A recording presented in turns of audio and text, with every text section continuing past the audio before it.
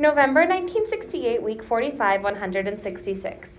The optimism we all felt when LBJ announced a halt to the bombing blew up the next week when Nixon beat Hubert Humphrey in the presidential election. Nixon had made promises about what he would do to end the war, but Mom didn't believe him. To her, he didn't seem like someone the American people ought to trust. The morning after the election, Angela drifted into school looking fried. When I asked her if she was okay, she just ignored me. I wasn't surprised. Mom had stayed up late watching the election news, and she was so mad that morning she could hardly talk. Angela felt just as strongly as Mom did, so I thought Nixon was the reason for her grave mood. We walked to Mr. Ruby's class in silence, and before we reached the door, she pulled me into a fierce hug and started bawling. The Army, she said, had just sent news about her brother, MIA. I didn't know what to say or do, so I just stood there and held her while she quietly sobbed into my shoulder. And for some reason, I thought about my mom and dad and Rosa and the brewing battle that would tear us apart, and I started crying too, because we had both lost someone we loved to a senseless war that could have been prevented. November 1968, week 46, 127. Part of the divorce wrangling included a court order to appear before a judge for a custody hearing. Mom showed me the papers during dinner while she was nursing Rosa. I don't want to lose you, she said tenderly, and I wasn't sure if she meant me or Rosa. But as I watched my baby sister snuggled with Mom, I knew what she had meant. I couldn't blame her. I was 17 and I could handle whatever crap Dad threw at me. But Rosa was only a baby who still needed her mother to love and care for her. I'd had my turn being raised by Mom, and now Rosa should have hers. I had to find a way I could be a hero for Rosa in the coming war with Dad. November 1968, week 47, 160. Angela gave me a copper MIA wristband with her brother's name and the date he was missing on it. I was supposed to wear it until he came home or until his body was found. I slid the smooth bracelet over my wrist and wished I had something to give her, something permanent like this wristband that would remind her of me if I went missing in action. Last night, Mom had talked about running away from Dad and the hearing, taking me and Rosa to California or Florida or someplace Dad wouldn't be able to find us. I tried to imagine the three of us living away from home and friends and trying to pay the bills. It wouldn't work, I said. There's no way we could earn enough money to live on and pay out-of-state tuition. The draft would snatch me on my next birthday. Mom looked heartbroken. What else can I do? Marcus will send us whatever money he can and join us when we get settled somewhere. I believed her, but who'd pay for college? November 1968, week 48, 228. We ate Thanksgiving dinner at Angela's house. Somehow, her mom had the energy to host a big meal despite all their worries about Kelly. Their home felt so cozy that Mom and I lingered long after dinner. Sharing the holiday together did something for both of our broken families. So when Angela's dad asked us to celebrate Christmas with them next month, Mom and I agreed right away. The warmth from Angela and her parents filled the room, and we floated home on it. Mom gasped when she saw Dad's car parked in front of our house. I steered into the driveway and shut off the engine. Mom looked mad, or scared, and tightened her grip on Rosa, who had started to cry. Take Rosa inside, I said. I'll deal with that. While they left, I got out of the car and met him in the front yard. He reeked of beer. Is that the black bastard? Rosa, I said. My sister's name is Rosa. I sounded 100 times calmer than I felt. A flash of pain twisted Dad's face. How can you consider her a sister? Do you know what your mother did to me, to us? He stepped closer. Come on, Ash. I can take you away from all this right now. December 1968, week 49, 192. 192 was on the board, and beneath it, Mr. Ruby wrote 30,000. He took a deep breath and told us that this week, the death toll in Vietnam since 1961 hit that number. He snapped his fingers. That's half of all the residents of Tempe dead. He snapped his fingers again. Gone. The loss is crushing, but it doesn't even include civilians, POWs, or those missing in action.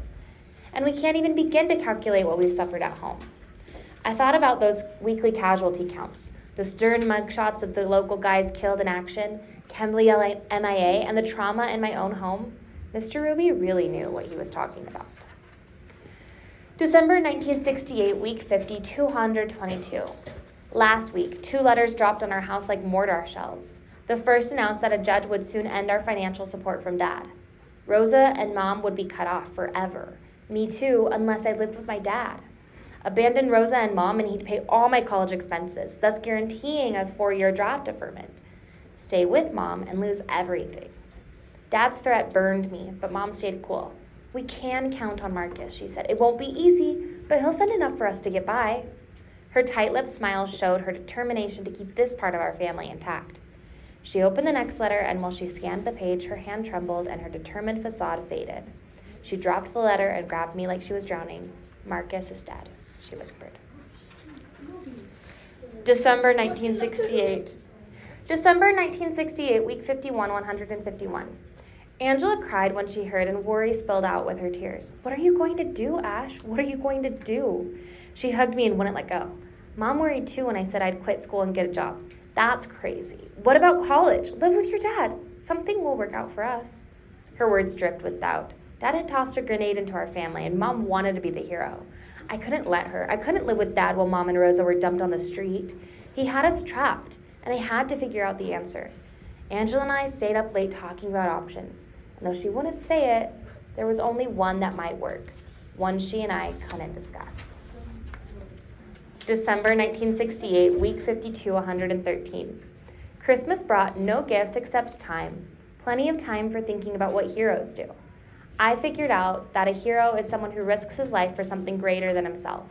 Throughout history, people have accepted risks for some greater good, and I couldn't think of nothing greater than the well-being of Mom and Rosa. I loved them more than I hated war, and even more than I feared death. It was my turn to sacrifice. When she found out, Angela pounded my chest, then collapsed into me sobbing. She agreed to meet at the Greyhound bus depot to say goodbye and swore she would keep my secret until I was gone. Waiting for the bus, we sat on a wooden bench, holding hands, talking, and kissing like there was no tomorrow. And I learned that morning starts with goodbye. When I stood to leave, I gave her my MIA bracelet. February 1969, week 8, 197. My DI at Fort Polk loved to say, "Boot camp will make men out of boys." But he really meant that boot camp turns hearts of flesh into hearts of stone. You can't kill if you feel. For 8 grueling weeks, we ran, climbed, crawled, fought, fired, and ran some more on little food and less sleep. I dropped into my bunk each night like a dead man, only to be rousted before the sun cracked the horizon. And except for 5 minutes a week, I had neither the energy nor the time to write letters home or think anything but what the Army expected me to think. I graduated and posed for my Army photograph, staring like I was dead serious. May 1969, week 18, 163. I belong to the 101st Airborne now, and our CO said that we should all buy life insurance. So I did, and before I deployed, I made sure my pay goes to Mom. And if I don't make it, she'll get the insurance too. A humid hell is my home now, with death lurking in the jungle shadows. I flinch at everything, and my M16's always ready to kill. On night patrols, 2 things keep me going: survival and the people I love. I dream of Rosa, Mom, Angela, even Dad, and wonder if they're looking at this same moon thinking about me. May 1969, week 20, 184. Hill 937. Dug in, waiting for Operation Apache Snow to launch. My foxhole feels too shallow. I can't stop the sweats and shakes. Am I sick or scared? If you can't read this, it's because I'm writing it in a hurry.